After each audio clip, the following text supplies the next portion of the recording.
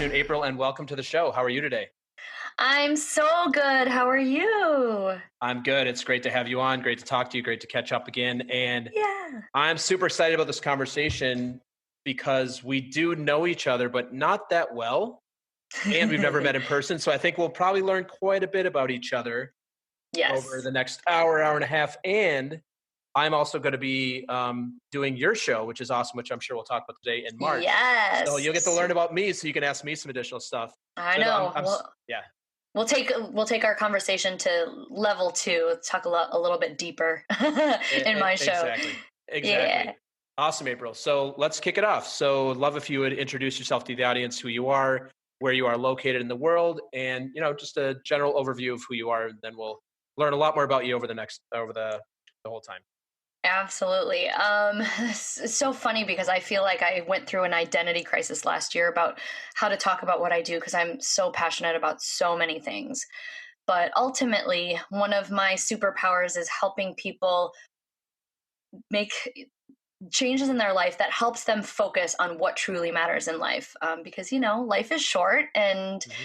we shouldn't be going through the motions and we need to have fun. And as a part of that, my big thing is that I am a community builder at heart. I have launched in the last couple of years an amazing accountability and networking group called the Accountability Success Circle, which has members from all over the globe focusing on a positive space in the social media world where Hmm. they can get support and they can focus on their personal professional goals and have more fun while getting stuff done. And I'm based in a suburb of Chicago.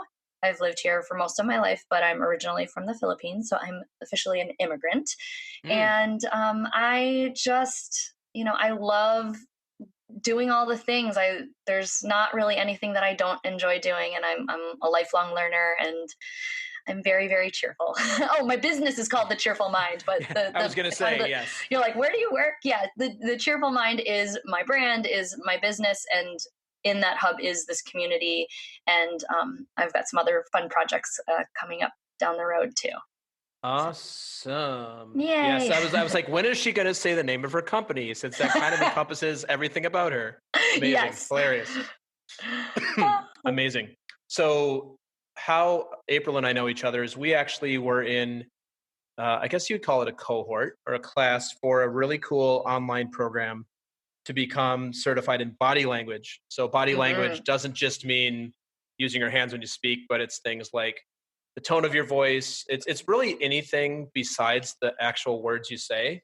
So Yep. and like I learned a lot about, like, they call it ornaments, like the way your hair is done, and for women the jewelry you're wearing, or men too, the clothes you're wearing, Hmm. all these different things where people make snap judgments about us. It doesn't have to do with just moving your hands. So April and I met that way through that online community and got connected. I think at the time I was considering, like, I think I'd hired a coach at that point, or maybe even not, but I wanted to connect with you because, one, you seemed cheerful, pun Yay! intended, and super cool. And, we had a lot in common. We're both parents around the same age. Like, I'm from Minnesota originally. You're another Yeah. Midwestern girl and a fellow Big Tenor.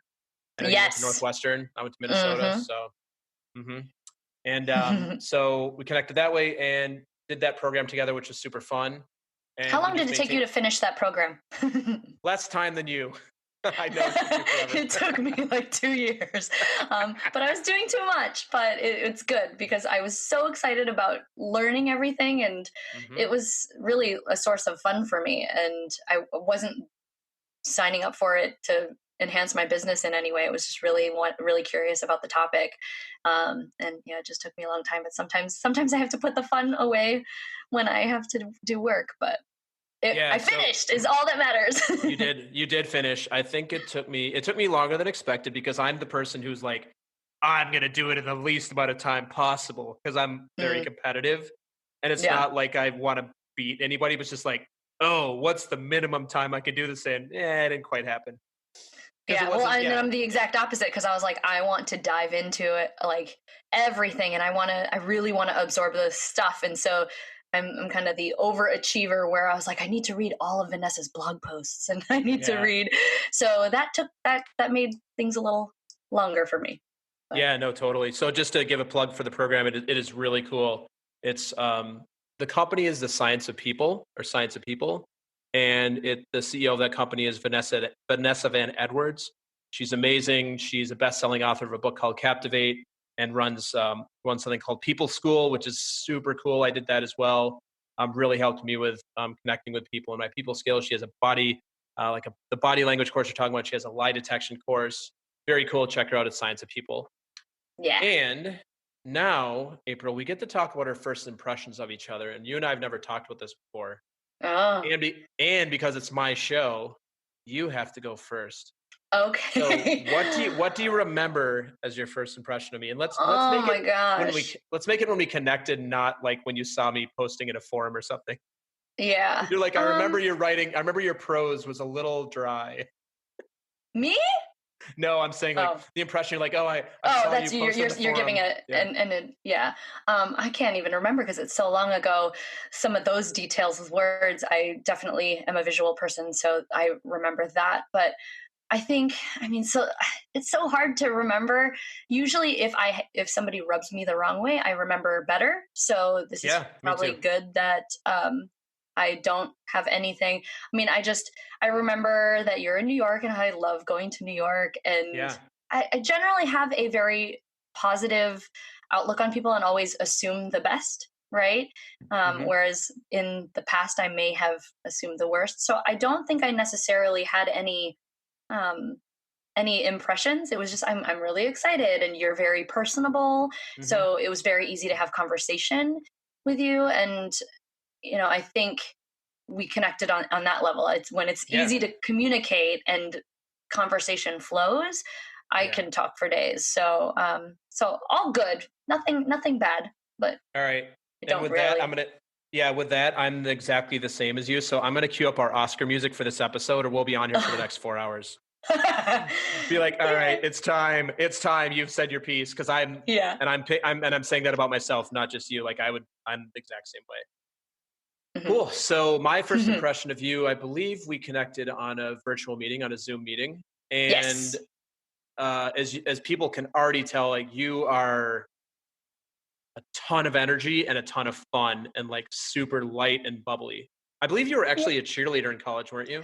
I was. I Oh, cheered what a from seventh surprise. grade to yeah, and it's funny because I part of me was like, how can I weave cheerleading into my work? And I kind of quietly did it, but this year I'm very outwardly like, hey, I'm a coach, but like I'm really a cheerleader. Like I'm applying what I did on the field and on the basketball court in real life. Because hey, cheerleaders are just fun, and I need to embrace that a little bit more and not look at it from the negative perspective. So Yeah, totally. I'm embodying the cheerleader vibe for sure.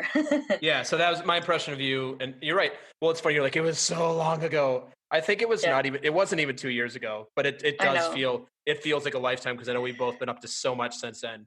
Yeah. I mean, the But last yeah, 2 years have been like mentally rough for me too. So I feel like that's why it feels like it's so long. It's been a long time since I've been back in this like woohoo energy. So, and it's yeah, funny that, we're talking now and doing the show because I still have energy, but you're catching me at a point where I have so much energy that I'm like not even sleeping because it's wow. too much. So we can talk about that So later. yeah, okay, sounds good.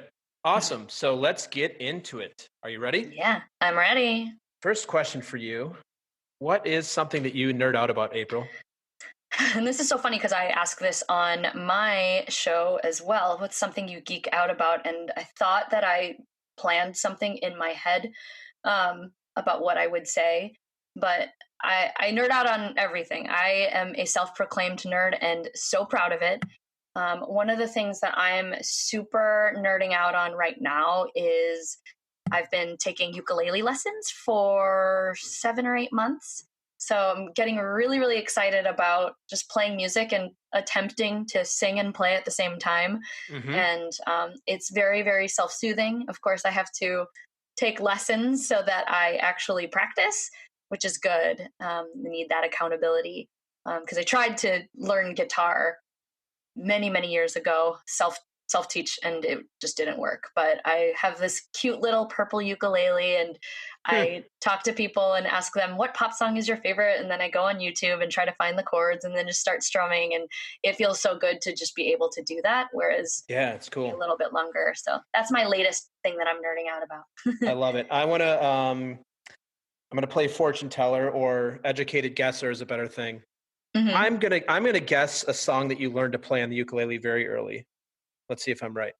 Okay. Somewhere over the rainbow. No. You don't what? I feel like that's the ukulele song. No.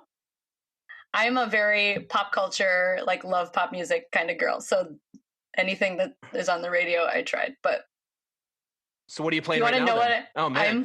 I'm playing songs from Hamilton right now. So that's from the musical. What's okay, So so there's like that. let's say that my wife and I and kid came over to your house and your kids are Hmm. there. We had a few drinks and I'm like, April, break out the uke. Yeah. And it's gotta be from Hamilton. What's your go-to? So I'm learning You'll Be Back, but like in an intense way where like I'm doing different strum patterns and all of that stuff. So I'm learning it from start to finish, and then gonna attempt to sing over it later. So that's the one. I actually did that last Saturday. We had a family game night at our house, and Hmm. during a break I pulled it out. I don't even know why, and I just started playing, and everyone started singing. So I was like, "This is fun. Let's do more of this." And then we That's went back super to playing cool. games. That's Yeah, super cool. I feel like that was probably the thing that was missing in that's missing in Hamilton is a ukulele player like yeah, in the Broadway show. They could have scratched all like the R&B stuff, the rap stuff, the guitars and the basses and the drums, and yeah. just had a ukulele, like an Or just unplugged version of have Hamilton. Yeah, or just have the king come out and like sing his song and like the ukulele. That would be That super fun. would be So, hilarious. I'd be and it'd like, have to be purple, a purple ukulele too. yes, of course. So I'm a musician as well. So I play guitar, and I learned how to play My Shot. That song has a ton of chords, Yeah, so that yeah, is a tough one. yeah. So I started easy. So like, yeah, I'm playing "You'll Be Back" right now. It's very chordy and it's Yes. good. But the other songs that I play, so I've been playing. I love Michelle Branch. So Hmm. the Yeah. song that I'm trying to think of the name of it. I've been playing it every day, but it's what is it called? She Oh, had I one can't. super famous song, and then she also did a song with Carlos Santana, right? Isn't Yeah, that Michelle Branch? yeah. Yeah. It's one of the slower songs that she. Goodbye to You. That's what it's Yep. called. Okay. Very So yeah. nice. Well, in the show notes, we'll throw up a link to any videos you'd like to share with the audience about you and your purple ukulele. It's super Oh, entertaining for us. okay. Yeah, for sure. Awesome. So, next question for you. Hmm. What is something that is inside your comfort zone that might be outside somebody else's? And like I do for a lot of my guests, I'm going to eliminate some things because this can't be too easy for you. So it can't be Okay. like recording, singing on YouTube. It can't be speaking in public because I know you do that. It can't be Hmm. writing a book. It can't be like cheering in a stadium of 50,000 people. Like what's something else that might be a bit more surprising to somebody like me who knows a little bit about you that's inside your comfort zone that might be outside of somebody else's? So I am super hyper organized. That might be something that if you would have said that, I'd Mm, been like, I don't really know what to say. So growing up, I am the type of person that when there's a lot of chaos, I will sit there and create a process in a couple minutes and say, okay, here's how we can do this so that it's as it moves as efficiently and as quickly as possible, but is also fun. And so that's really my zone of genius in terms of like, okay, we've got a problem. How do we solve it? Uh, check out the hook while my DJ revolves it. But there it is. yeah, I knew it was coming. This is like too. I'm like, no, this is like, and we'll talk about this, but I do improv. April does improv. I'm like, I guarantee you, here comes some sort of like improv line sing because songy. it's too easy. Yeah, totally. Yeah. But so, a lot of times when I was growing up, I was like, man, I'm super organized. I could be somebody's assistant. I would be like so good at that. But that's not really what I want to do. I don't want to be working for somebody else. And so I spend a lot of time, like some of the things that I geek out about outside of ukulele and stuff is like managing my calendar. Like just that's like a Oh puzzle that boy. never ends. And it's like, okay, where is this going to fit? Like, I think even I had to reschedule this because I accidentally scheduled it on the same day that I was supposed to go to lunch with somebody, and then it didn't happen, and then the date wasn't available anymore. So it's a never ending puzzle, and trying to fit like, okay, what am I going to do in this half hour, and this half hour, and this day, and that day. I love planning, and it's super easy for me to do. And Yeah. for other people, it's like, ugh, I the structure like drives people nuts. But I thrive off of structure, and sometimes I overdo it. So You're a totally in my comfort zone. yeah, you're a heavy J in the Myers-Briggs is what I'm hearing. Have you Yes. ever taken the Myers-Briggs? Yeah. Yes, I My took it friend, twice, yeah, and I you're actually a heavy got two J. different. Yes, I the first time I took it, I was an I, and then the second time I took it, it was an E, and there was like a 5 year difference. Hmm. And so it's really interesting because I really toe the line on all of those. I feel like I break all personality tests because it's like I'm a little bit of this and a little bit of that. Yeah, I That's could throw hilarious. another Mambo Number Five song in there. It's like I'm a Yeah. little bit of yeah, no. But yeah, Well, so but it's then you did it anyway. It's perfect. You're like, yeah, but no, but I did it anyway. yeah. I'll just leave this So there. It's yeah. awesome. Oh my god. So good. All right. So I'm super curious about this next question. Yeah. Flipping the script. So what's something that's outside of your comfort zone that's most likely inside of somebody else's? So, and I think this is funny because this is probably the thing that's the most challenging for me. And I'm slowly getting comfortable in it in my own way. But I hate sales with a passion. And I attract a lot of people that are very, very scared to sell. And I think that there's just a lot of the way that I like to be sold to is so quirky that and but it's not the way that many people sell. And so getting comfortable with asking people for help is something that I've struggled with my entire life. And sales is part of that, right? Because sales is really Hmm. just trying to influence somebody to take action on something, whether it's Yeah. money or, whatnot. But, and it's not necessarily as bad when um, I'm asking somebody to do something because I can justify that. But when it comes to money, I struggle because, people come from different walks of life, and I've, worked really hard to get to a very financially stable place, but to also ask people to, invest in certain things, whether or not I'm not sure if they need it, is a really hard thing for me. So a lot of times Mm. I have to sit there and say, I'd rather not get the rejection. I'd rather really get to know the person and say like, well, this might be something that would be good for you, instead of just, hey, maybe this would be good for you. Um, and then, them saying, yeah, I think that might be something that I need. It's like, I really want to know. And maybe it comes from my, like, coming from a place where being wasteful was bad. And so like Hmm. I don't like getting people to waste, and I know that there's a lot of manipulative sales tactics that are out there that, just get you to pay like that $15 a month membership that you're like, this is so good in theory, but I have no time to log into this thing. And and then you just keep on charging. Like I have Audible subscription, like keep on like, you got some more new audiobooks, but which I want to read, but Oh, I'm totally. not. And meanwhile I'm just collecting credits to buy books that then when it's just, I don't like wasting. And so I think that that's a big struggle for me. And it should be easier. Like, I think that in my mind, it shouldn't be difficult. And so I've had to kind of reframe how I want to sell and do it in my own way so that Yeah. it's more comfortable. And so it's a work in progress, but it's definitely something that I struggle with to this day. And it's just because I want people to like really get the value that they need. And I want it to be reasonable and not just the flashy thing. Yeah. So, No, yeah. I think that's something.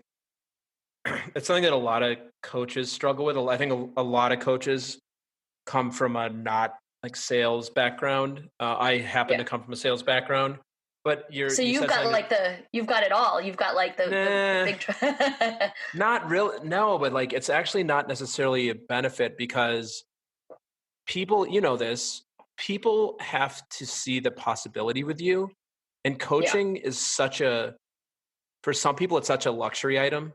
Yep. For some people, for people like me, like I'll probably have a coach forever. Hmm. But it's such a luxury item that for some people it's like, and also, like, hey, I'm going to work with April and be more satisfied in my life. What's the return Yeah. on investment? And if you're really stuck on the money and the numbers and the data, like you can't put a number on your happiness or showing up as a better mom or dad or whatever the roles you play that you want to work with a coach on. So Hmm. in a way, like, yes, I know I've gone through like enterprise selling things. I know a lot of the frameworks, but what has actually been a breakthrough for me is not coming from salesperson when I'm talking about my coaching and just standing for people's greatness and then sitting back and saying like, this is what I can offer. This is me. If it feels good to you, let's do it. If it doesn't, that's okay too. And not being attached to the outcome. Because when you work in a 100%. yeah, when you work in a corporation, you're very attached to the outcome because your job depends on it. And Hmm. in coaching, our jobs depend on people hiring us as well, but it's a little different. And the good news is for people like, well, I think almost any coach who's out there committed to doing the work, who's gone through a program, like who's invested in ourselves to actually learn how to do this work well. There's so many more clients than we could ever take on that want to work with exactly us. Like that you Totally. have hundreds of people. There's hundreds of people who want to work with me. They just need to find me. So for me, it's more about the marketing and sharing what I'm Yeah. about than it is about the actual selling. I actually find there's not much in the way of selling when you get somebody on the phone who's like, hey, I saw your website, or oh, I listened to your podcast, or Apryl, I read your book. It's really amazing. Like, I want more of that in my life. It's not even a sales conversation. It's just like logistics. Like, oh, here we meet weekly, and here's how much it costs, and here's what we're going to try and accomplish together. And sound good or not? And if they say yes, great. If they say no, that's fine too, because there's other people out there who want that. Absolutely. It's Yeah. been very So confronting for me. Yeah, very confronting for me, and gone through some breakdowns on it. But yeah, I feel like I'm moving into a better space. So that some days and other days, it's like gotta sell something. I know, I know. So Yeah, it I goes. spent all of last year trying to evaluate the whole concept of wealth, and because I think it was in October of 2018, I was just I did this like live video where I was crying about the fact that I'm not making the money that I wanted to, and I was making money, but it wasn't enough in terms of my standards. And but at the same time, it was like I didn't want to do what it took to make more money. So what was that all about? And so I'm very much at peace with where I'm at and what I'm selling, and you know it's definitely not this like, oh, I'm on a mission to like make six figures, because that's not my priority. But it's just the concept of sales is just kind of like, yeah, that's not my wheelhouse, but I know that I can figure it out. It's just as I do everything else, and Yeah, it's sure. really how you look at it. So Yeah, yeah. exactly. Awesome. So I alluded to this earlier, but I know you speak. You speak in Yes. public. You do conferences and such. You do. So you speak on stage in improv and comedy. So you're a performer, which is Hmm. awesome. I just signed up to do stand up. I I'm saw so that. scared. Oh Ah! man, exciting! I have my friend Casey who has been on the show is going to do some stand up too, and she's going to be hilarious. I can't wait. So Casey, if you listen to this, I'm going to make her listen to this now because I'm going to give her a shout out. She's hilarious. Can't wait to support her when she does her first open mic here in a little while. It's going to be awesome. I have a great respect for stand up. I'm not scared to do improv. I'm scared to do stand ups, which means I'm probably going to go take a stand up class sometime this year because I Yeah, that's think it's exactly such why a I'm doing it. yeah. Yeah. You'll be the yeah. Yeah, mine's timed out to happen the week before my 40th birthday or after my 40th birthday. So I timed that out really well. And I don't know what I'm going to talk about. I'm absolutely terrified and I'm scared. And everybody seems to have faith in me. And I don't know where that comes from, but we'll see. Well, hopefully, I won't totally fall on my face. yeah, you'll be the marvelous Mrs. The marvelous Mrs. You'll be the Filipino version of Rachel Brosnahan, We'll see if you know the about that. reference. We'll see about Yeah, that. we'll see. The non-Jewish version, and Not Jewish. you're also not divorced, so you won't have Mm, those jokes. But you do have the kids. do have the Talk about that. kids. Lots of joking there. Awesome. And the So, Asian too, like joking oh, around of about Asian course, culture.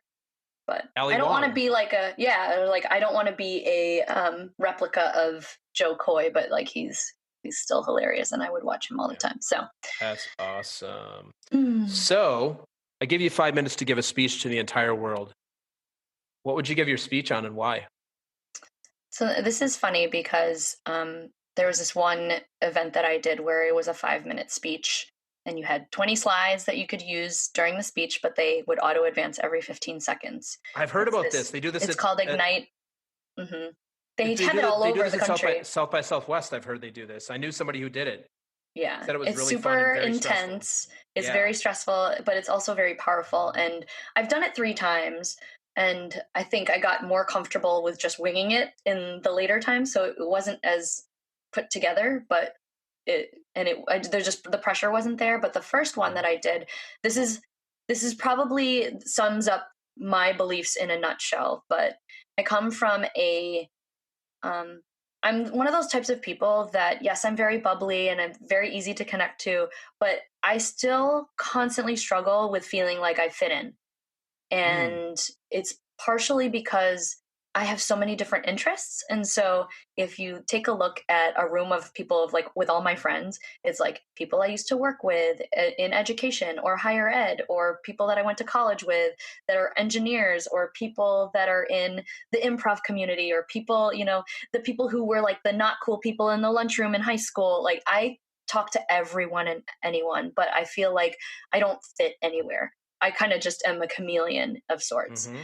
And so this concept of judgment, I also am one of the least judgmental people. You could be doing all of these things that make no sense to me, and I would come and I'd still approach you with a loving heart. And not a lot of the world is that way. And we need judgment to be able to connect to things that are familiar to us. So it's absolutely necessary. But the way that we judge sometimes is so negative, and I get the short end of that a lot because I'm Asian, I'm a female, Mm-hmm. I'm short, I live in a very affluent area of the Chicago suburbs. I have like all of these things, like I'm a parent, I just have all of these labels, and I don't feel like I fit in any of them. And a lot of times I Mm. get the negative judgment of like, oh, you take your kids to Taco Bell to eat dinner. Like that's like, how can you be proud of yourself feeding them crap? And or oh, you were a cheerleader in college, you must be dumb. Or Oh hey, you're man. an electrical engineer, like you don't have the look of an electrical engineer. And so it's like, come Yeesh. on, people. And it's been a lot of a struggle for me in my life because I'm such a people pleaser, or I have historically been a people pleaser. And I would internalize that as like I'm nothing.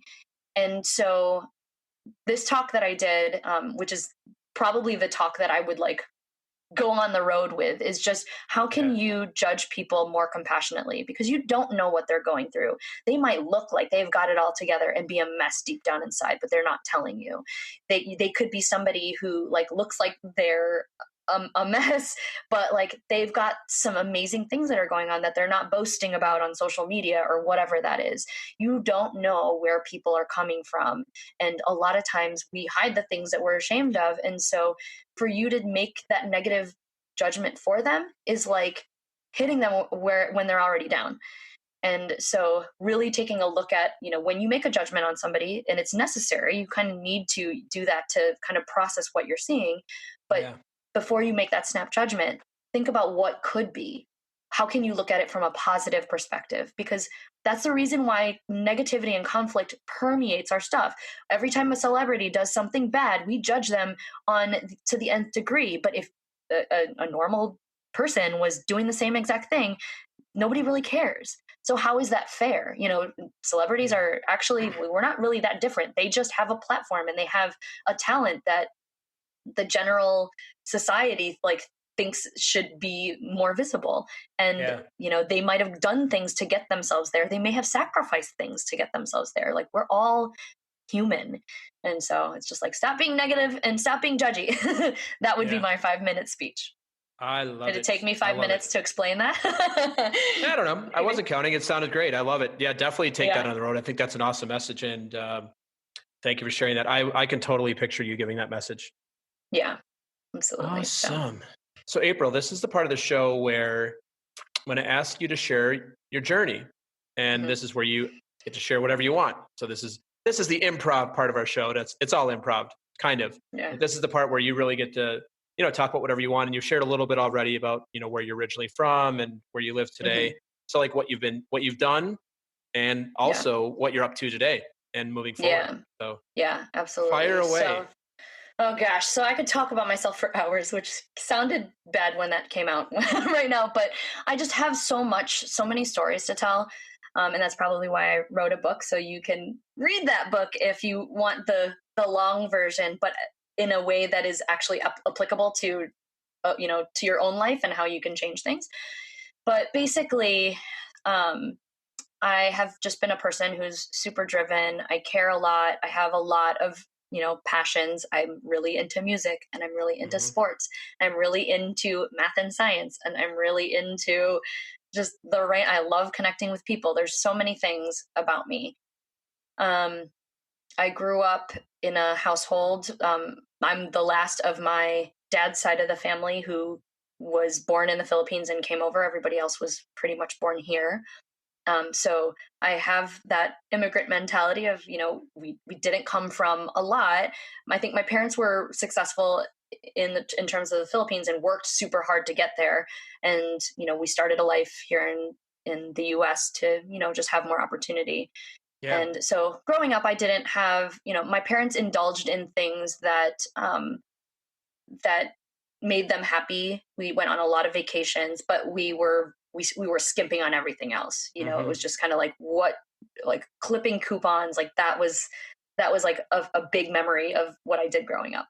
Yeah. And my parents wanted, or maybe it was my mom, but my parents wanted me to be successful. And in the Philippines, being successful is having a well-paying job that makes a lot of money. And so they wanted me to do that standard doctor, lawyer, engineer thing. And doctor and lawyer seemed too intimidating and too much school. So I went the engineering route because I'm like, hey, I like math and science.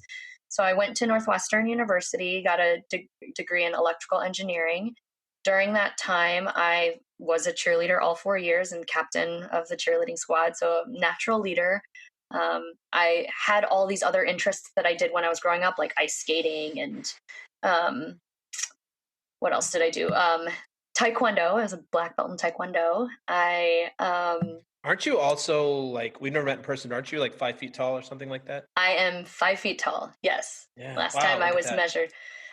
Black belt in Taekwondo. I was a singer. I did musical theater. I was in the vocal jazz group. Like I did everything, And I was like the nerdy, like, hey, I'm in all AP classes, all of this stuff.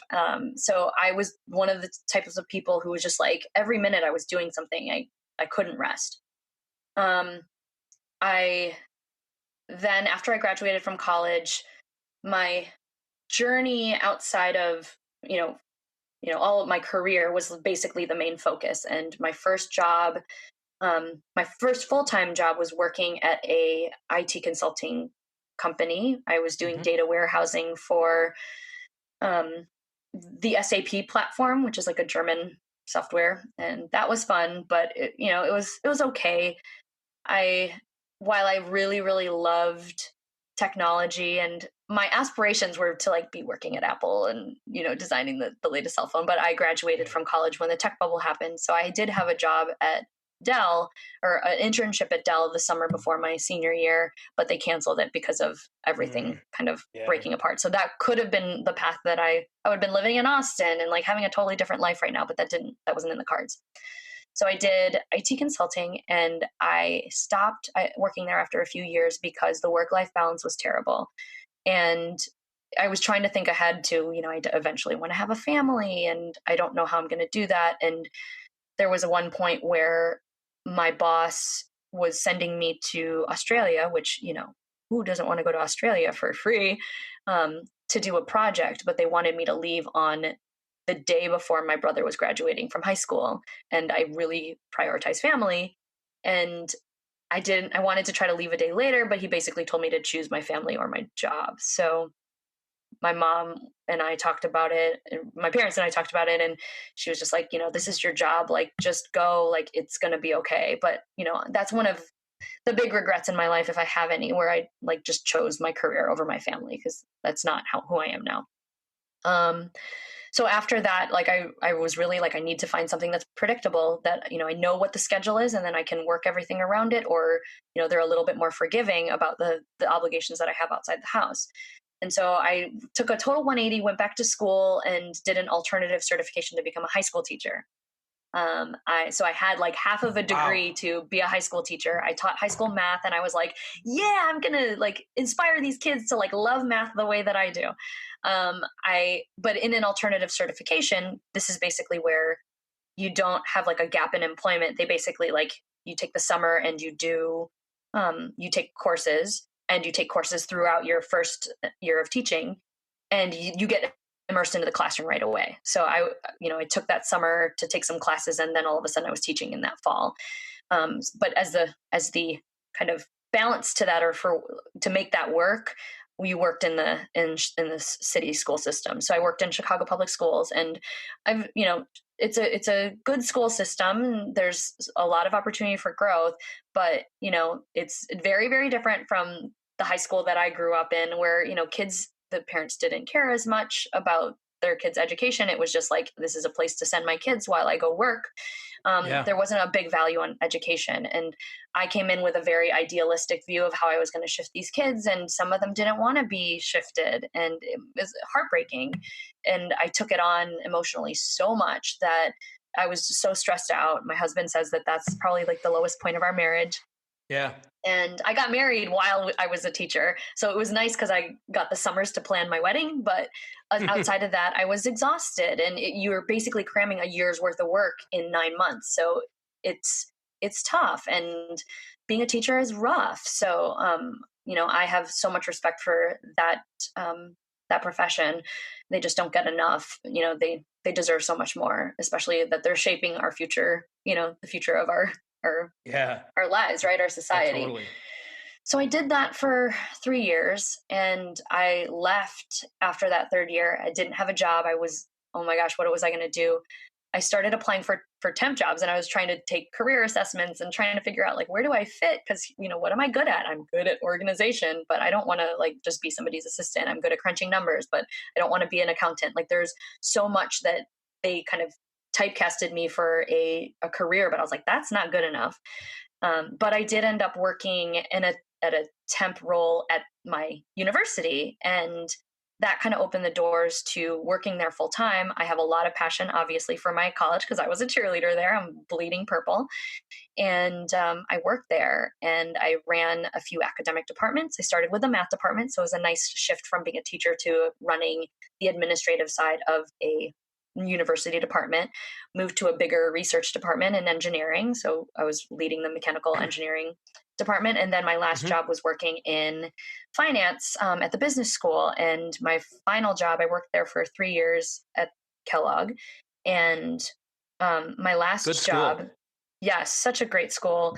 The first couple of years, I was kind of the medium to communicate between finance and the marketing and advancement or alumni relations departments, Hmm. because that was the big place where money comes in, and Yeah, really of course. understanding how they bring money in and how they can, you know, not, leverage spending or spend more wisely. But my last year, I was focused on really just looking at the whole entire financial portfolio for the school and trying to make predictions and forecast and have conversations about how we end in the best financial picture at the end of every fiscal year. So that was like Yeah. a huge role. And in that, I also had a leadership role outside that was non-paid, where I was the chair of the staff advisory council, which in a sense, like if I would try to describe it, it's kind of like a union but not a union. It's 25 of the staff members across the university who are representing the entire staff body and talking about different ways to make sure that we are feeling supported and engaged, and working with the president and the head of HR to put some of these things in place. So I developed a really, really great relationship with the president of the university, who's still there. Hmm. Nice. And I don't think that my boss enjoyed that as much. And, this is my speculation. She might have had a totally separate um, perspective or reason, but our working relationship was really good for the first 2 years, and it deteriorated during the third, so much to the Yeah. point that I was so stressed out because I wasn't meeting my work, like the work demands. I was crying at work Hmm. every day and trying to hide it. I was falling apart and just trying to be in denial about it. And then when I finally couldn't handle it anymore, I tried to apply for another job. But that morning that I had an interview for this amazing job that I would have absolutely loved, I went to the dermatologist, and she pointed out that I had like a humongous bald spot on the back of my head that I was like totally delirious, didn't even realize was there. So over the course of the next few months, I was like, oh my gosh, what is this?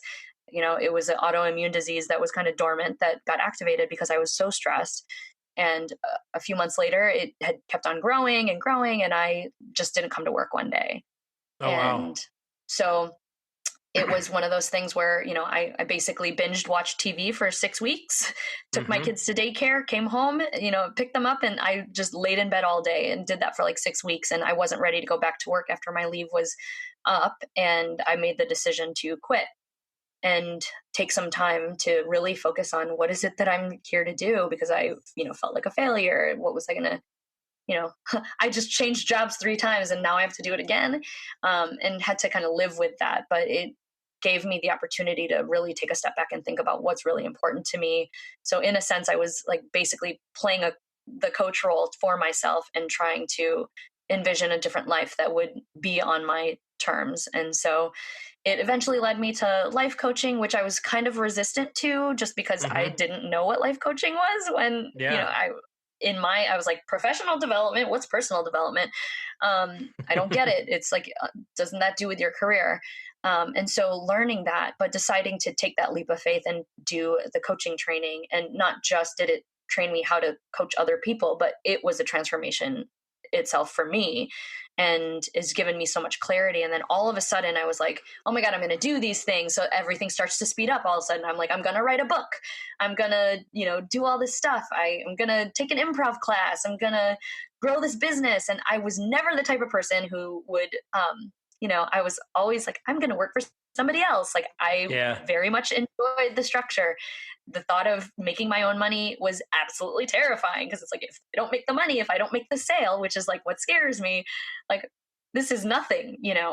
And so it's just been a whirlwind of, you know, thing after thing. And I just realized that when you're doing things that you're really passionate about, all of a sudden you can accomplish so much more.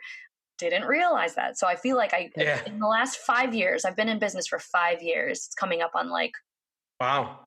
uh, on the 10th is my anniversary from when I started this business.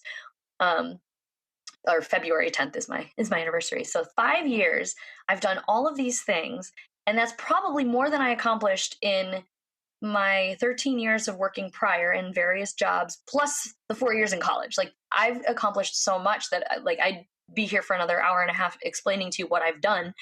But also just being comfortable with who I am and being completely self-expressed and not being afraid to, just do my own thing.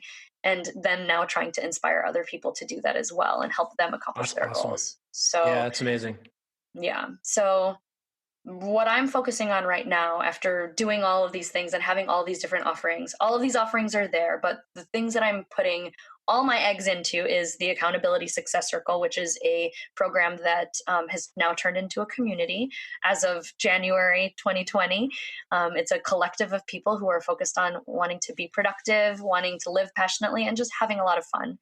Mm-hmm. And the other side, which is going to take a little bit of a while to build, is Cheerful Mind Media, which is going to be a media platform of sorts that's focused on positive, inclusive media, because media is the thing that influences how we perceive the world. And some of it, even though it's very entertaining, may not actually be real. So I want to bring some authenticity and realness to like what real people are struggling with, and make people aware of that, and give people that opportunity to just look at life through a different lens that's a little bit more positive and a little bit more comforting. And but I'm in the very initial stages of that, and you'll see that kind of grow over probably the next 5 years. So Yeah. those are N- my passion projects. Oh, very cool, April.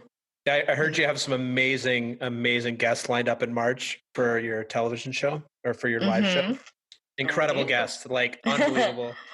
Yeah. Stay tuned. Stay tuned for who that Stay might be. tuned. Yeah, we don't know. I Awesome. think I think there's like somebody with a name that starts with J. I'm not really sure. Yeah, I don't I know. We'll see. Who knows? was like, my team handles all that. No, I'm kidding. So Exactly. You're like, I don't know. I just show up and I just like get notes handed to me 5 minutes before the episode, and then yeah. and then you go back and like have grapes fed to you and massages and fans and all that stuff. Yes, I get it. Oh, if only. No, I'm kidding. Yeah, I get it. So yeah. Awesome. Thanks, April. That's super cool. I knew some of that from our past discussions. I didn't know all that. So Hmm. yeah, what struck me about what's so cool about this show, I interview people from really, like, literally from all walks of life. Hmm. Everybody that I interview that either is a coach or has hired a coach or has done a coaching program, and some people do coaching programs and they end up not coaching, which is totally cool too. If that's not what Hmm. their thing is for. Is they're like, nobody ever says, yeah, and then I hired a coach and it really didn't work out for me. Oh, I decided to be a coach and I hate what I do. Like, it's like the thing, like everybody loves it. And that Hmm. also equates to entrepreneurs. I do a lot of also interviews with entrepreneurs, and most every entrepreneur will have a story about, most of the people I talk to have a story about working for somebody else, not being aligned to what they want to create in the world, having a rebirth or like a metamorphosis in their career, coming out the other side and trying something and not always being successful. But every single person is like, it's the best thing I ever did. And I learned and I've done, and what you said is so true for myself and for everybody I talked about this. Like, I've done more in 2 years than I did for 15 years working for somebody else, because it's you got to figure it out yourself. So you learn a ton about yourself, how you show up in the world, and also Hmm. like what you're actually capable of, because you Yeah. don't have to. Like you said, the reason we like processes, like I spent 19 years in corporate, it's great because somebody hands you a laptop and says, hey, here's your job, go do this thing. And if you do that thing well, you're set. And now it's Yep. like, now we wake up in the morning, you're like, hey, April, do that thing. And that thing includes everything from marketing, finance, accounting, getting your kids to school on time, making sure they're Yep. dressed, like all, and also like, oh, I got a coaching call at 10 and my kid's sick. What do I do? Like, Yeah. being able to balance all of it. So super cool. I'm excited for you to see what you create next. I think you're gonna be big. I'm gonna be excited someday to go like, yeah, she's on my show. She's on my show. Oh. Now she's out there. Now that person you see out there, she's on my show, and I know her. I knew her when. So, um, Yes. so now we're gonna flip it a little bit, and you get to play the host, which I know you love doing, and you get to ask me anything, and Yeah. I will answer it. Now, I thought about this and I'm like, what can I ask? And I don't know why there's like a money theme here, but this is the question that I wanted to ask you. What would you say is the investment, like, what is an investment that you've made in your life that was absolutely the worst, like, the worst investment that you could have made? Like, it was absolutely just like completely worthless. Um, and if you could go back in time, you probably wouldn't have done Yeah, man, that's a good question. I thought you were going to say the best investment. I had a list that. of No, like, that's too I had a list of like, easy. yeah, I had a list of like 20 things. I'm like, oh, this is going to be easy. The worst investment. Oh, I actually know what it is. I got locked in to some fancy marketing, Mm-hmm. and I spent a decent amount of money on a program that looked in and did 10 minutes of, and I said, this is horrible. And I never touched it again. And I'm not going to call it out because I don't think that's good Oh mojo. yeah, I no, think, you don't have to do that. yeah. And I think for some people, this program's really good. I don't know really what I was thinking. It's one of Hmm. those things now looking back, like I already had the skill that I was trying to learn. You ever have that where you're like, oh, Yeah, I need to find an expert to tell me this thing. And I'm like, wait, that's already what I knew. yeah, and people already ask me how to do this. And it wasn't that it was okay quality for the price that I paid. And it was an online course, right? So for the Hmm. price that I paid, I found it to be a little unprofessional in terms of the way it was presented. Hmm. And because there's a 30-day money back guarantee, and I didn't even attempt to look at it until 45 days in. So I basically flushed my money down the toilet. I didn't try and go back Yeah, to them and be like, oh, this isn't what I expected. Like, I don't believe in that. Like, 30-day money back guarantee means I need to get off my ass in 30 days and take a look at this and make sure it fits for me. My breakdown, not their breakdown. So that's the yeah, worst investment for me. It wasn't like even four figures, but it was multiple hundreds of dollars, and I got zero value out of it. yeah. So one of the things that I have always struggled with that I am working on in my life is getting attached to the next. What's the next shiny object? Like, what's the next Yes. mastermind? What's the next group coaching program? What's the next thing I can do that that is like the thing that's going to be the next thing that's going to like bring me up a level? So I've been really focused this year, both in my business and in my personal life, of staying the course on the one thing I do know is going to be good for me, and it has to do with my coaching program that I just graduated from. So Hmm. staying in that structure, I'm actually going back as like a leader in the room, a coach in the room, mentor coach for the next wave of people coming through the program in New York, which will That's be awesome. super awesome. And it's kind of a shiny object, but it's a shiny object that I'm in and committed to already. Yeah. And then besides that, I'm like, I don't really need to do anything else. Like I got everything I need. Like my breakthrough is like, man, you got everything you need to be wildly successful, at whatever you want to do. Yeah. Yeah, Yeah. really And good I like this question. question because, even though you're talking about something in a negative way, and this is not to say that, it's not a good investment for somebody else, but Hmm. it's just kind of reiterating that whole point of like, you need to know what works for you. Right. And sometimes you need to spend a boatload of money to be like, that doesn't work for me. I can't tell you how much I spent in my first year of business because I was like, ooh, I want to try. Why do people do paid Facebook ads and like what is this all about, and you hear all these things and you don't know until you know. But I know now that spending money on Facebook ads is stupid, especially if you're not super 100% clear on what you're trying to sell and how you're That's going right. to market and who you're, and it's so funny too because especially in like business programs, you kind of think that you're like, oh, well, I don't know this aspect of the business, but it always comes down to the same thing. Like you can literally buy any business program, go ahead and invest in one. But if you are doing it year after year after year after year, like you're learning the same things because they're always going to Totally. say, identify your target market. Like if you don't have that, you cannot do anything. And it always starts there. And so even if they give you that shiny, fancy, marketing language, it's not if you can't get over that hurdle, it's hard. But Yeah, yeah, totally. looking at these things that that don't work, like I was listening to you say, this wasn't professional, and this, or it wasn't done in the way that I did, or there was not something that drew me to like really want to take action right away. Like Yeah, those are kind of a really good clue into things that just don't align with your personal values, right? You like yeah. professionalism and you like things that are engaging, and so it's always fun to just kind of throw people in those situations where they have to like identify the best or the worst, because you can really understand what a person's all about by just asking them one of those polarizing questions. So Yeah. One thing I'll great share, job. thank you. So it's like, yeah, like talking to two coaches talking to each other here. One of the things that I didn't understand is this: there is a massive, massive industry of people who sell to coaches and consultants and solopreneurs who provide a service. Hmm. And like my friend, I think I'd heard this thing a long time ago, but I love this. Like they're selling the pickaxes to the gold miners. And Hmm. I mean, my LinkedIn inbox for a while, when I changed my title, was just clogged with like lead generation systems and, branding expertise and all these things. And like, I actually didn't do any of that stuff because as a former salesperson, I'd read their copy, and then I would like, sometimes I'd troll them a little bit. I'd be like, so I have 14 of these other offers in my inbox. What makes you different? My favorite answer ever was, we really focus on our customer. I was like, so what's the alternative that you, in a service-based profession, you don't focus on me as your customer? So what do you focus on then? Like you don't focus on anything. And uh, it's funny. You're And playing their game right back at them. I'm playing their game right back at them. And there's a woman named Stacey Bayman. I don't know if you've heard of her. Mm-mm. She's got an amazing niche. She's awesome. She has a really cool podcast. It's called Make Money as a Life Coach, and it's really good. And it is not about how to be slimy. It's actually how to like do what we were talking about, how to not sell and actually just stand for people's greatness. So Hmm. she is somebody that I really admire.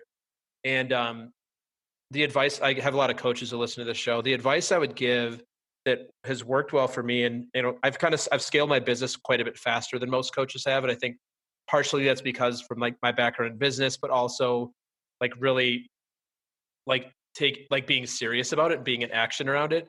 She has the thing, and I just love this. I actually have it on my computer desktop. There's only three things you actually need to start a coaching practice or a consulting practice or whatever it is you want to create.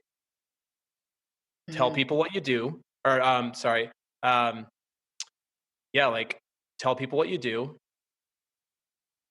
make offers to help them. Hmm. That's it. Like, I'm sorry, sorry, I missed the first point. Meet as many people as you can. Yeah. And that can incorporate anything, whether that's for you, it's networking, whether that's social media, whether that be ads. Like I actually think ads can work. I don't personally run ads, but I know people that ads Yeah. are very effective for. Whatever that means, meet them through marketing, meet them in person, meet as many people as possible. Tell them you're a coach, tell them you're a consultant, tell them you're a speaker, whatever it is you're doing, and then make an offer to help them. And the offer is not, oh, I'm going to help you. Here's a link to my program that's going to cost you money. It's like, oh, like, can I connect you to somebody? Oh, you saw I Hmm. have somebody in my LinkedIn network. Oh, like you see that I know April. April's amazing. I'd like to connect with her because you want to talk to her about her book and just like make offers to help people and provide value. And it's Totally. almost inevitable. It's inevitable that your business will scale. Yeah. And yes, you can do all these lead systems and like, oh, like hundreds of leads, like sure. Or you can just be authentic and like meet a lot of people and tell them what you're up to and try and provide them value. And people are going to be Totally. attracted. It's that Yeah. simple. And you have to connect with people in a way that works with you, right? Like I'm can tell you that I'm the type of person that freaking hates networking events. I go in there and I'm like Really? the introvert in me. I was like, I don't even know who to talk to because like who am I gonna like? And you're making the judgment off of like you look nice, let me talk to you, or oh you look like you're too busy for me. It's just very intimidating for me. I'm like in that ambivert place where I'm like I can be very very outgoing and very very talkative in an intimate setting, but in groups Yeah. it's not. And so for me, I'm like I would like to reimagine like networking in a way where we're all kind of coming together and it's a little bit more tame and everybody is like trying to be heard instead of like just trying to find the single person that you're going to latch onto and just talk to and have like fluffy conversation that's not deep. I love deep connection. And so Yeah. I'm actually this year trying to network in a different way. I'll go to like one off networking events just Hmm. to see who I see and allow myself to like feel the fear for a while. Yeah. But I've been spending this entire year reconnecting with people that I'm already connected to and just say like, what are you up to? Like, just like, how can I help you? And, what are you like, what have you been up to since you knew me from my other former lives? And so I'm actually even cutting people on social media right now because I'm like, do I remember you? If I don't, I'm just going to unfriend and then we'll reconnect when the connection is a little bit stronger. Or if I can, Facebook stalk a little bit and be like, okay, I can't remember where I met you and I'm connected to you somehow, but like you still look interesting. So let's talk. So I'm trying to do it as a like one by one, just meeting people. I just had lunch with somebody Yeah. today that I met at a networking event and it was just so much fun. It's just my style of networking for sure. Yeah, totally. So I actually so I'm the president of a networking chapter in the city, and then I'm on the leadership team of another one. But those are Hmm. more like we know each other, right? We meet once a week for an hour. We build relationships, we build friendships, and then it's more like we hand referrals to each other when we and it's not BNI, it's something different. But it's more Yeah. like a hey, like April's in my group. I love her. This is what she does. I've got somebody for her, and we build friendships. Yeah. I actually don't like the cold networks. I'm a total people person. I have no fear to walk up to anybody. I don't love Hmm. cold networking events, and I want to offer you something, and hopefully the audience gets something out of this as well. And I Hmm. wrote a blog about this back in I think July or August. Awesome. So I set an intention, and I made it a game, which I know you're a fellow improver, so you probably like to make games out of It's things. all about the game. All Yes. about the playing the game. So my game was I'm going to go to this, and it was a speed networking event. 5 minutes, you sit at a table, you talk to people.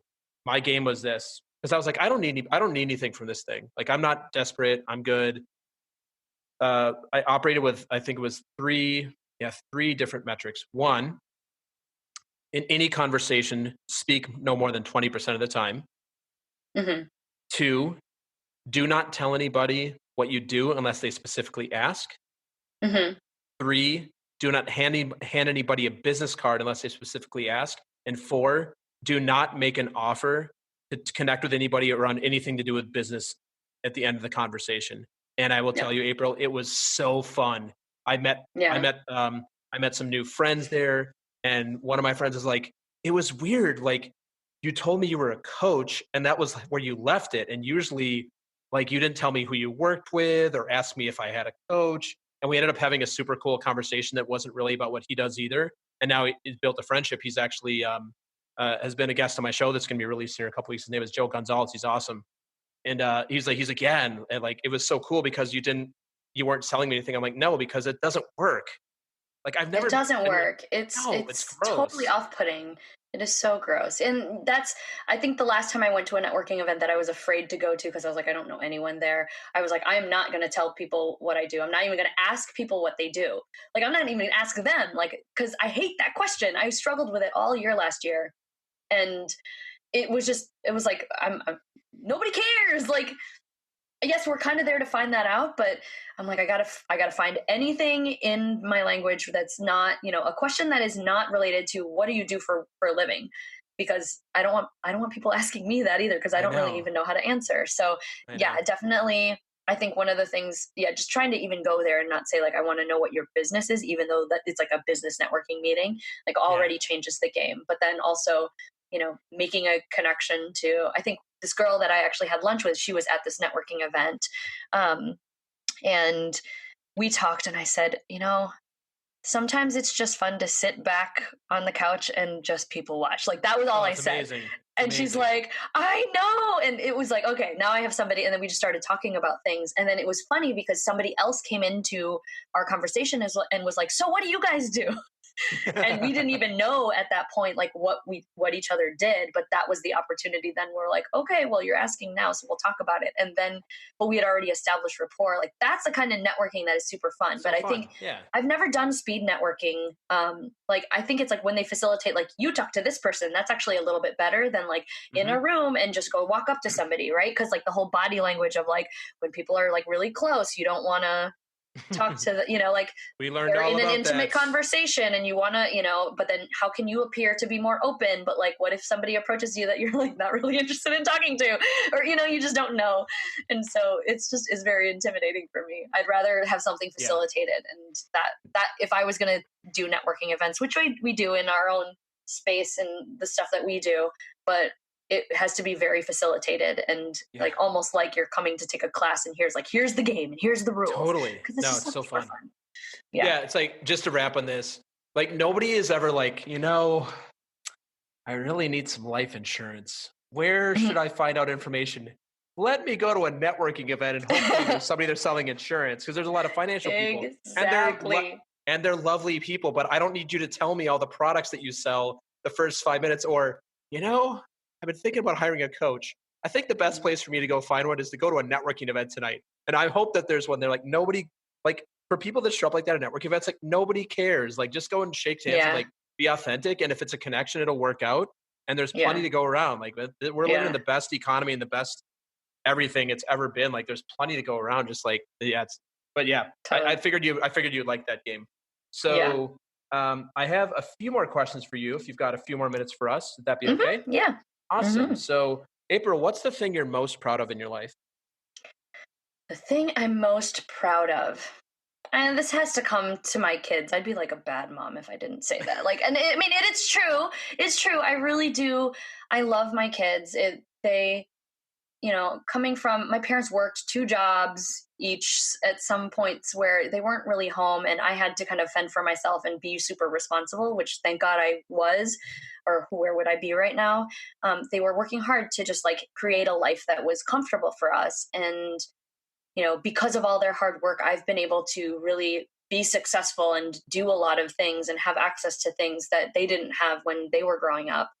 And, but one of the things that I always like miss about the fact that when I was growing up, my parents weren't always able to be there.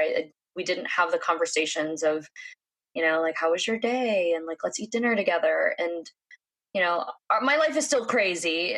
It's not like I'm with my kid. I'm not like a stay at home mom and have like every minute with them, but I have made a priority to make sure that they are supported in all the ways in life. And so one of Hmm. the things that I've been dealing with recently is that both of my sons have been diagnosed with ADHD. And I've been, making sure that they don't look at it as a negative label, because it's Hmm. not. And, my older son was like, he just got into this gifted program at Northwestern, and he was like, Congrats. he's like, oh, they're asking me to talk about myself and say something unique about, something fun, or give them a fun fact. Should I tell them that I have ADHD? And I was like, I think you've got some better like qualities that you can share that are more interesting. And like people will be like, that's cool. But like, I mean, ADHD, that's fine. But like, let's talk about something else. But it's just the Yeah. fact that they've become so like, I've been able to show them this like, go and be your own person, explore, be curious, like, and then I can have these conversations with them. And they're in that sweet spot where they're 8 and 10 and they're still like, they don't hate me and like want to be a cool teenager yet, but Yeah. just the fact that I've been able to parent and then also do all the things that I want to do. Like, okay, I'm a parent, but I'm gonna go out on a Wednesday night and hit up an improv show, like I Yeah. do. Amazing. Like I do. A lot of times parents will be like, oh, the kids are almost like a bird, and I have like I just have to put all my energy into them, and I don't have time for me. So it's just being able to be an awesome parent, but also like love on myself as much as I want, and having that freedom to do that. So that's That's my big awesome. accomplishment. Awesome. Next question for you. What's something that you were afraid might actually be true about you? That's an interesting question. I don't even know if I can answer this because I feel like I'm always that person that where like nothing is absolute. So it's like if somebody were to say something, then anything can be partially true.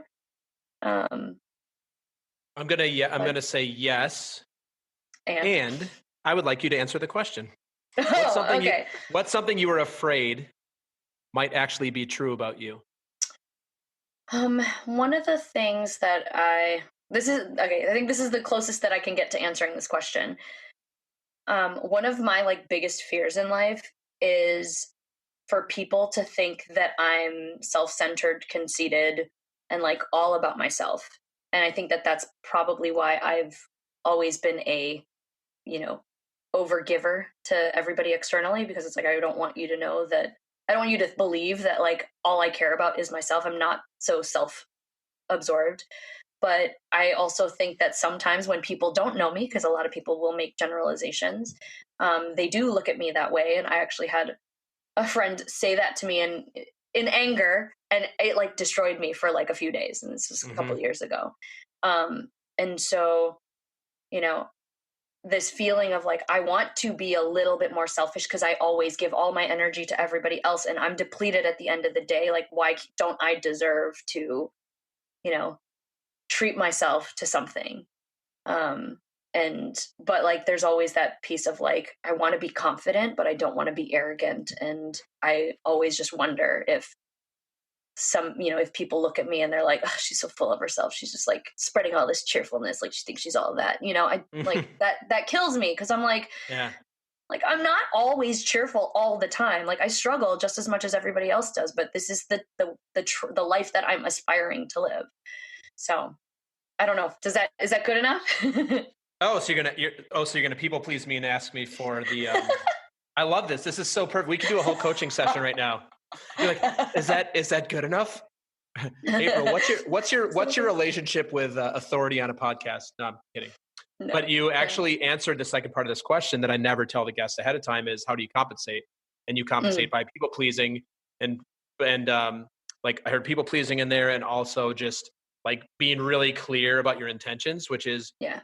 totally makes sense. Yeah. And a lot of times I'm like super humble. So like sometimes I don't even go to networking events, or I don't go into places and I talk like I don't go straight out and be like I'm an author. When people think that's like super flashy, like I won't even talk about it because it's like I want you to get to know me. I don't want you to be defining me by my labels. And so I will minimize what I who I am because I don't want people to feel less than. Because I've been told before that I'm intimidating, and I'm like, how am I intimidating? I'm 5 feet tall, and like I'm super bubbly. Like, why is that intimidating? But it is for some people, and I have to like grapple with that idea sometimes, and it makes me sad because I want everybody to be happy. I want everybody to feel like they matter, and so. Yeah.